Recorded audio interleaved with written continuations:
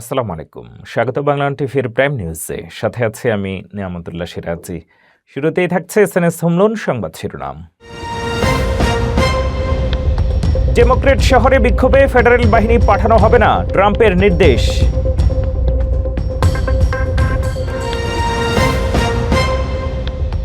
এপস্টেইনের ইমেলে উঠে এসেছে মোদির ইসরায়েল সফর এবং ট্রাম্পকে খুশি করার তথ্য। যুক্তরাষ্ট্রের পূর্ব উপকূলে তাণ্ডব, বুম সাইক্লোন, ঝড়ো বাতাস ও তুষার ঝড়ে জনজীবন বিপর্যস্ত। যুক্তরাষ্ট্রে কঠোর ট্রাফিক আইন, অতিরিক্ত গতি, মদ্যপ ড্রাইভ এবং ফোন ব্যবহারে জরিমানা। এতক্ষণ শুনছিলেন শিরোনাম, এবারে বিস্তারিত সংবাদ। ডেমোক্রেট নেতৃত্বাধীন শহরগুলোতে চলমান বিক্ষোভে ফেডারেল হস্তক্ষেপ না করার নির্দেশ দিয়েছেন মার্কিন প্রেসিডেন্ট ডোনাল্ড ট্রাম্প। স্থানীয় কর্তৃপক্ষ অনুরোধ না করলে হোমল্যান্ড সিকিউরিটি এবং অন্যান্য ফেডারেল সংস্থা কোনো পদক্ষেপ নেবে না বলে জানান তিনি। তবে ফেডারেল ভবনের নিরাপত্তায় কড়া অবস্থানের কথা পুনর্ব্যক্ত করেছেন ট্রাম্প। মার্কিন প্রেসিডেন্ট ডোনাল্ড ট্রাম্প ডেমোক্র্যাট নেতৃত্বাধীন শহরগুলোতে চলমান বিক্ষোভ নিয়ে নতুন নির্দেশনা দিয়েছেন। তিনি হোমল্যান্ড সিকিউরিটি সেক্রেটারি ক্রিস্টি নোয়েমকে স্পষ্টভাবে জানিয়েছেন, স্থানীয় কর্তৃপক্ষ নিজে থেকে অনুরোধ না করলে এসব শহরের বিক্ষোভ বা দাঙ্গায় কোনোভাবেই ফেডারেল বাহিনী হস্তক্ষেপ করবে না। ট্রাম্প তার সামাজিক যোগাযোগ মাধ্যমে দেওয়া এক পোস্টে বলেন, ডেমোক্র্যাটদের দ্বারা পরিচালিত ব্যর্থ শহরগুলোতে চলমান বিক্ষোভ কিংবা দাঙ্গায় আমরা কোনো পরিস্থিতিতেই অংশ নেব না, যতক্ষণ না তারা নিজেরা আমাদের সাহায্য চায়। এই মন্তব্য আসে তার প্রশাসনের কঠোর অভিবাসন নীতির বিরুদ্ধে দেশজুড়ে সমালোচনা ও প্রতিবাদের মধ্যেই। তবে ট্রাম্প স্পষ্ট করে জানিয়েছেন, ফেডারেল ভবনে নিরাপত্তা প্রশ্নে কোনো ছাড় দেওয়া হবে না। তিনি বলেন, যেসব ফেডারেল স্থাপনায় হামলা চালানো হবে সেগুলো অত্যন্ত শক্তভাবে রক্ষা করা হবে। একই সঙ্গে বিক্ষোভকারীদের তিনি উস্কানিদাতা, বিশৃঙ্খলাকারী ও বিদ্রোহী বলে আখ্যা দেন। এই নির্দেশনার ফলে যুক্তরাষ্ট্রের কাস্টমস ও ইমিগ্রেশন এনফোর্সমেন্ট, আইস কিংবা হোমল্যান্ড সিকিউরিটির অন্যান্য সংস্থার কার্যক্রম কিভাবে প্রভাবিত হবে সে বিষয়ে এখনো কোনো বিস্তারিত ব্যাখ্যা দেওয়া হয়নি। বিশ্লেষকদের মতে, ট্রাম্পের এই অবস্থান একদিকে যেমন ফেডারেল ও স্থানীয় সরকারের ক্ষমতার দ্বন্দ্বকে সামনে আনছে, অন্যদিকে তেমনি আসন্ন রাজনৈতিক পরিস্থিতিতে বিক্ষোভ ও অভিবাসন ইস্যুকে আরও উত্তপ্ত করে তুলতে পারে। যুক্তরাষ্ট্র জুড়ে আইএসের বিরুদ্ধে ব্যাপক বিক্ষোভ ছড়িয়ে পড়েছে। মিনেসোটার মিনিয়াপোলিস থেকে শুরু করে নিউ ইয়র্ক, লস অ্যাঞ্জেলেস এবং ওয়াশিংটন সহ বড় শহরগুলোতে হাজার হাজার মানুষ রাস্তায় নেমেছেন। মিনিয়াপোলিসে চলতি মাসে আইএস সদস্যদের গুলিতে 2 মার্কিন নাগরিক নিহত হওয়ার ঘটনায় উত্তেজনা তীব্র হয়ে ওঠে। এতে শিক্ষার্থী এবং শিক্ষকরা ক্লাস বর্জন করেছেন। আন্দোলনকারীরা আইএস ও সীমান্ত রক্ষী বাহিনীর জন্য অর্থায়ন বন্ধ, স্বাধীন তদন্ত ও জবাবদিহি চেয়েছেন।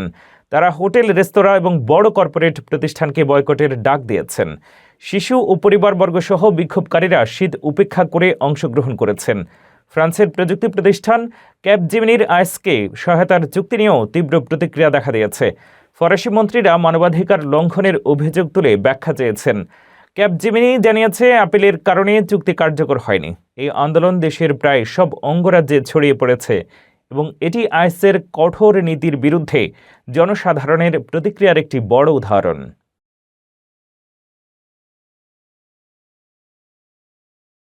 জেফ্রি এপস্টেইনের প্রকাশিত নথিতে ভারতের প্রধানমন্ত্রী মোদির নাম উঠে এসেছে। দাবি করা হয়েছে, 2017 সালে মোদি ইসরায়েল সফরে গিয়ে ট্রাম্পকে খুশি করার উদ্দেশ্যে নেচেছিলেন ও গেয়েছিলেন। ভারত সরকার এই তথ্য সম্পূর্ণ ভিত্তিহীন বলে অস্বীকার করেছে। বিস্তারিত আরও জানুন রিপোর্টে।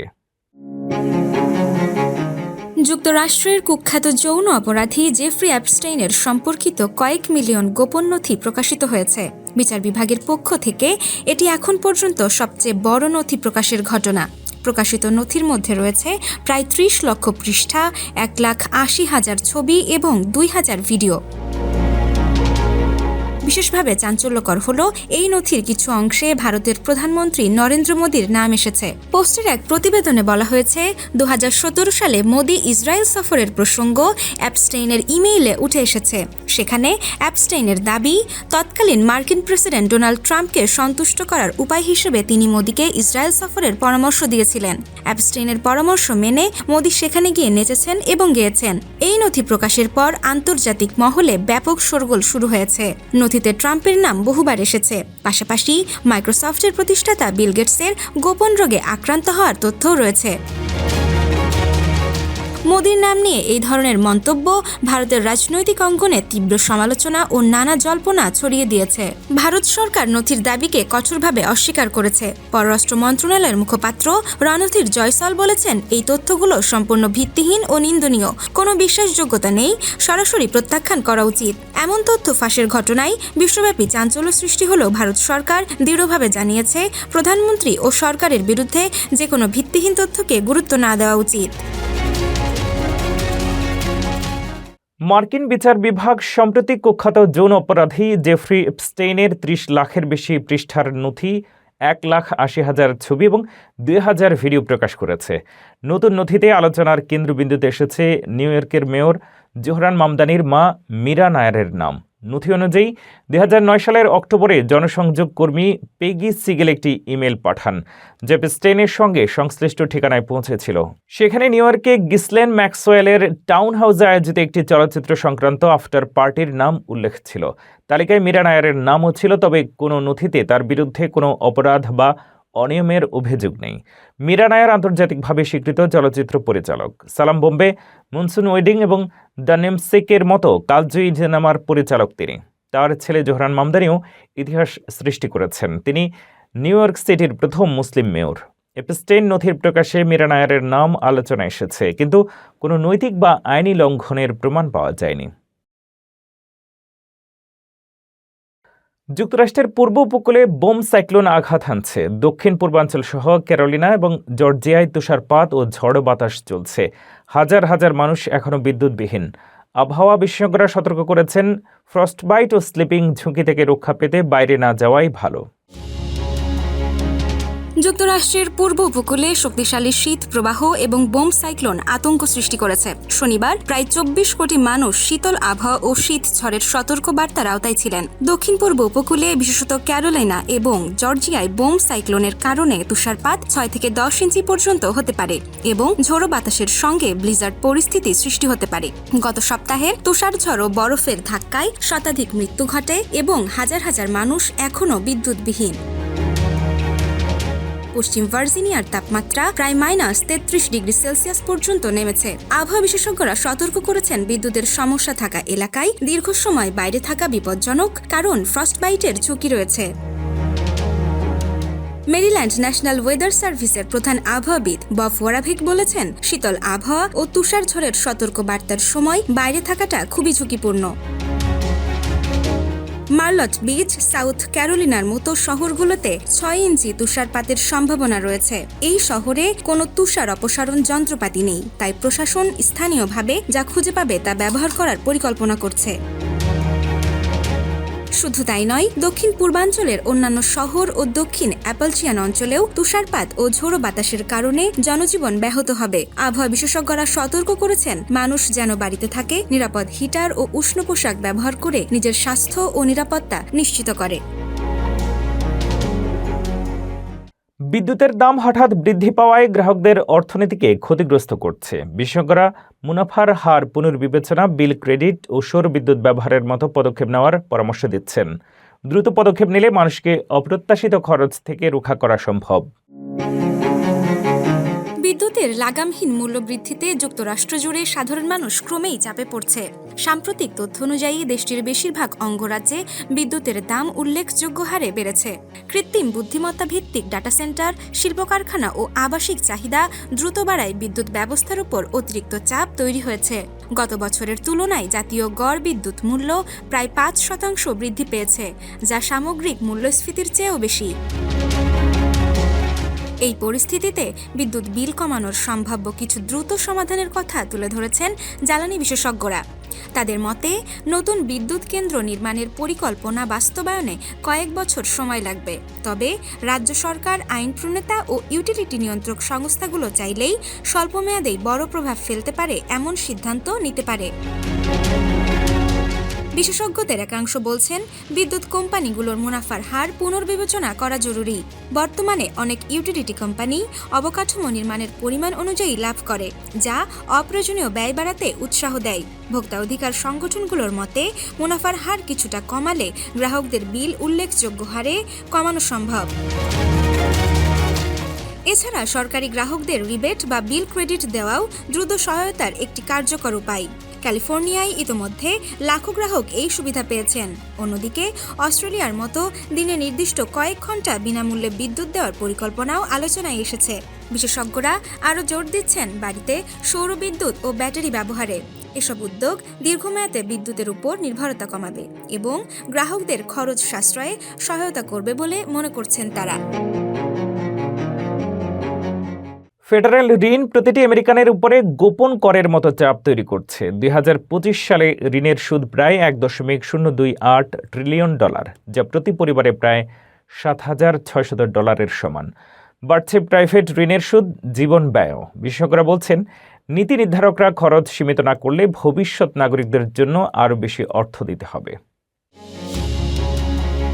ফেডারেল ঋণ এখন প্রতিটি আমেরিকান নাগরিকের ওপর একটি গোপন করের মতো চাপ সৃষ্টি করছে। প্রেসিডেন্ট ট্রাম্প সম্প্রতি ক্রেডিট কার্ডের সুদের হার 10% সীমিত করার প্রস্তাব দিয়েছেন, কিন্তু রাষ্ট্রের নিজস্ব ঋণ অর্থাৎ জাতীয় ঋণ ইতিমধ্যেই সব আমেরিকানকে ব্যয় বাড়াচ্ছে। 2025 অর্থ বছরে ফেডারেল ঋণের সুদ প্রায় $1.028 ট্রিলিয়ন ছিল, যা প্রতি পরিবারের জন্য প্রায় $7,600 সমান। এটি পরিবারের স্বাস্থ্য, গ্যাস, খাবার বা অবসর তহবিলে ব্যয়কৃত খরচের চেয়ে অনেক বেশি। প্রাইভেট ঋণের সুদের হারও বাড়ছে। কংগ্রেসের বাজেট অফিস বলছে, যখন ফেডারেল ঋণ বৃদ্ধি পায় তখন বিনিয়োগের জন্য প্রাইভেট তহবিলের পরিমাণ কমে যায়, ফলে সুদের হার বাড়ে। 2007 সালের পর ঋণ জিডিপি অনুপাত 64.7% পয়েন্ট বেড়েছে, যার ফলে সাধারণ গৃহঋণ, ছোট ব্যবসায় ঋণ এবং অটো ঋণের সুদও উল্লেখযোগ্যভাবে বৃদ্ধি পেয়েছে। যদি ঋণের ওপর অতিরিক্ত সুদের চাপ বৃদ্ধি পায়, ভবিষ্যতে নাগরিকদের সরাসরি ফেডারেল ঋণের সুদও দিতে হবে। গ্রিসের উদাহরণ দেখায় ঋণ সংকট খুব দ্রুত কমে এসে অর্থনৈতিক বোঝা বাড়াতে পারে।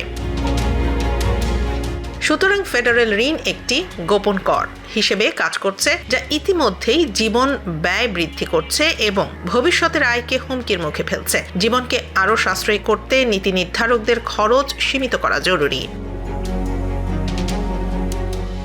যুক্তরাষ্ট্রের বিভিন্ন রাজ্যে ট্রাফিক আইন ক্রমেই কঠোর হচ্ছে। স্পিডিং, মদ্যপ ড্রাইভিং এবং মোবাইল ব্যবহার এখন বড় ধরনের শাস্তির যোগ্য।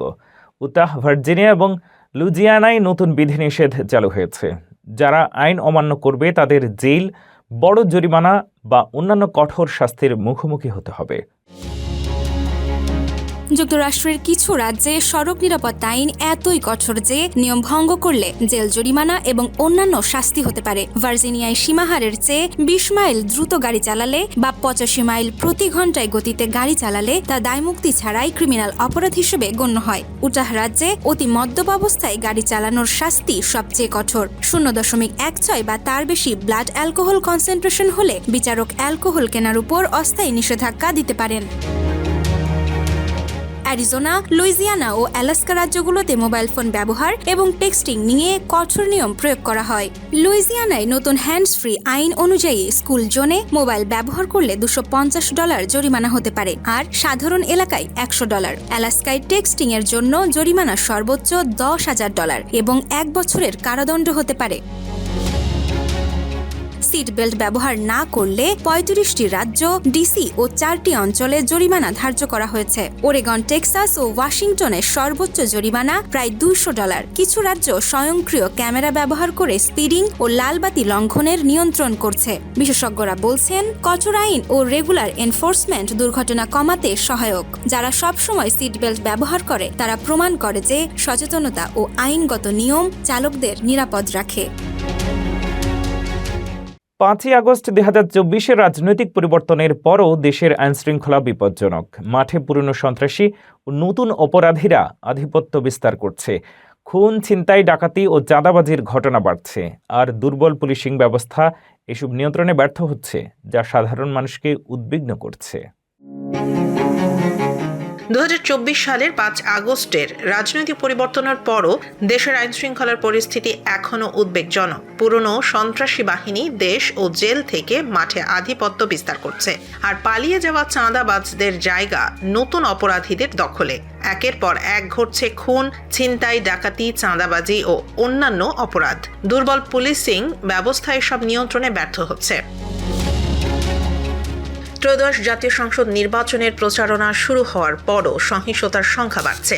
পুলিশ সদর দফতরের তথ্য অনুযায়ী নির্বাচনী তফসিল ঘোষণার পর 144টি সহিংস ঘটনা ঘটেছে।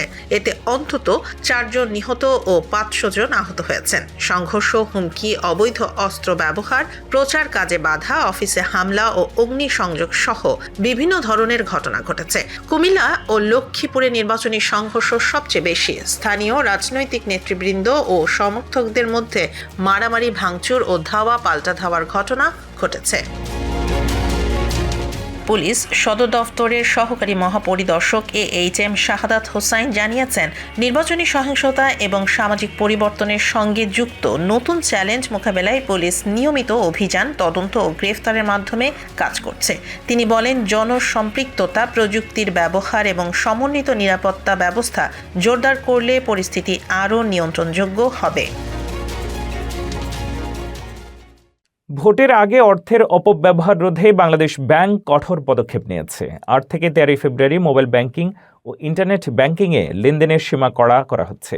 বিকাশ, নগদ, রকেট সহ সব সেবায় দিনে সর্বোচ্চ 10,000 টাকা পাঠানো যাবে। প্রতিটি লেনদেনের সীমা মাত্র 1,000 টাকা। ইন্টারনেট ব্যাংকিং ব্যবহার করে ব্যক্তি থেকে ব্যক্তি টাকা পাঠানোর সুবিধা এ সময়ে পুরোপুরি বন্ধ থাকবে। ব্র্যাক ব্যাংকের আস্থা, সিটি ব্যাংকের সিটি টাচ, ডাচ বাংলা ব্যাংকের নেক্সাস পে সহ সব অ্যাপে এই নিষেধাজ্ঞা কার্যকর হতে পারে। লক্ষ্য একটাই, ভোটার প্রভাবিত করতে নগদ ও ডিজিটাল অর্থের অপব্যবহার রোধ করা। একদিনে 10 লাখ টাকার বেশি লেনদেন হলে তা বাংলাদেশ ফাইন্যান্সিয়াল ইন্টেলিজেন্স ইউনিটকে জানাতে হবে। প্রজ্ঞাপন শিগগিরই জারি হবে এবং প্রয়োজন হলে লেনদেনের সীমা আরও কমানো বা বাড়ানো হতে পারে। এই উদ্যোগে গ্রাহক ও ব্যবসায়ীদের মধ্যে তৎকালীন আলোচনার সৃষ্টি হয়েছে।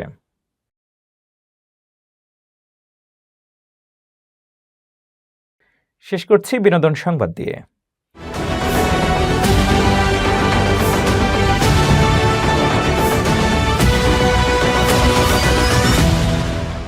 দেশের জনপ্রিয় মডেল, নৃত্যশিল্পী এবং অভিনেত্রী সাদিয়া ইসলাম মৌ নিজের নামে সামাজিক যোগাযোগ মাধ্যমে ছড়িয়ে পড়া ভুয়া আইডি ও পেজ নিয়ে চরম ক্ষোভ প্রকাশ করেছেন। তিনি জানান, ফেসবুকে তার নাম ও ছবি ব্যবহার করে একাধিক ভুয়া অ্যাকাউন্ট থেকে নিয়মিত স্ট্যাটাস, ছবি, এমনকি AI ভিডিও আপলোড করা হচ্ছে।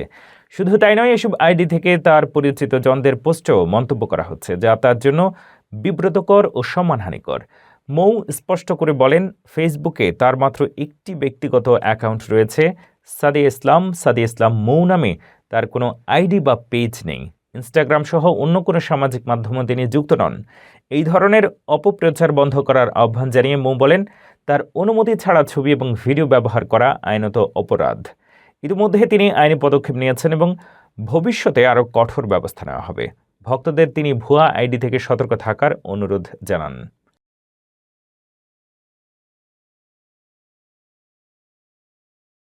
এই ছিল বাংলা টিভির প্রাইম নিউজে।